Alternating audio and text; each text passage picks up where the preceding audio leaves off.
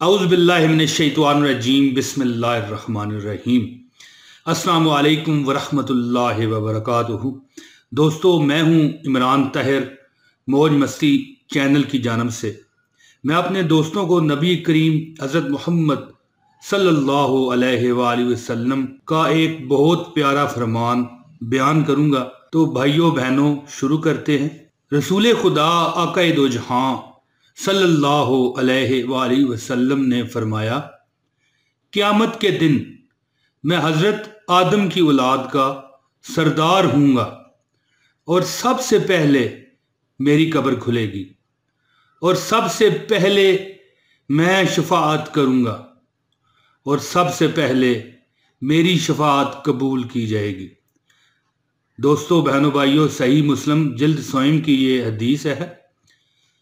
یا اللہ ہمیں آپ صلی اللہ علیہ وآلہ وسلم کی شفاعت نصیب فرما۔